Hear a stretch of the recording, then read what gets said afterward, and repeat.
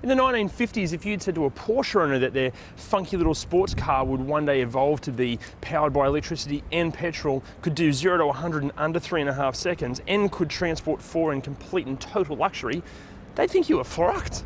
That's German for crazy.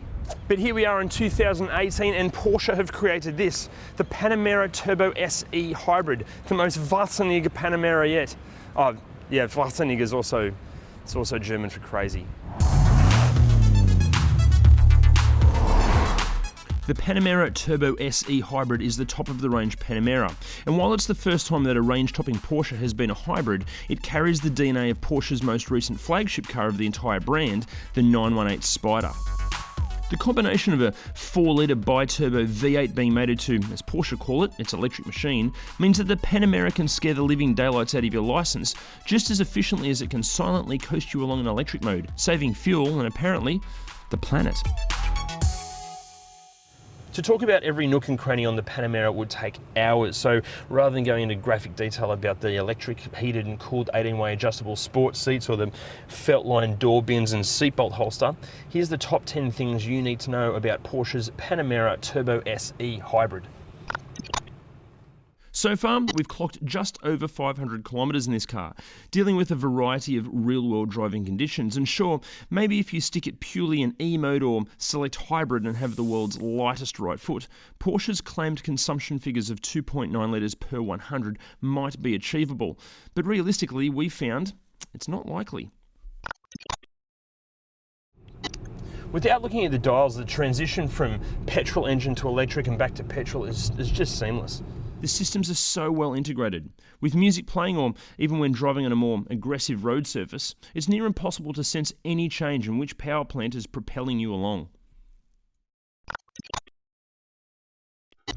So what does 500 kilowatts or 670 horsepower, 850 newton meters and an 8-speed dual clutch transmission mated to all-wheel drive give you? 0 to 100 in 3.4 seconds. Here we go.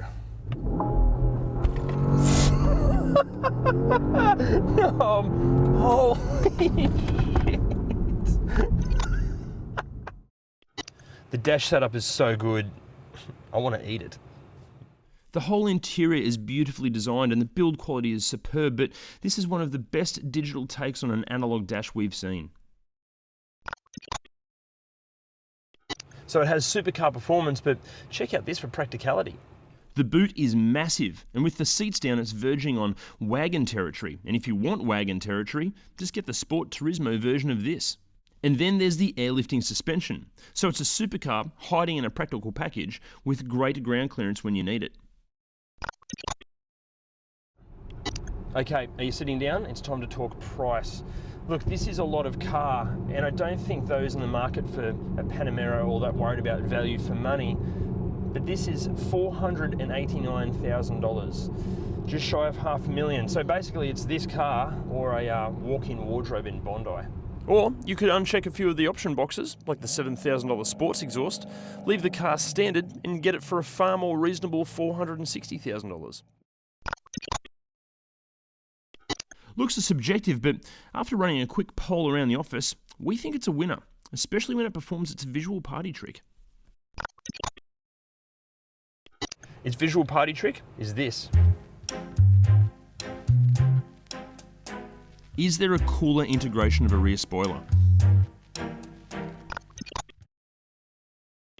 Yes, it's a hybrid and you can drive it in full electric mode. If you want to keep it in EV mode, you have to drive it like you do care about the environment. But as soon as that right foot is flexed with any purpose, 8 cylinders and 2 turbos burst into action, and the thunder bellowing from beneath quickly confirm that this is definitely no Tesla.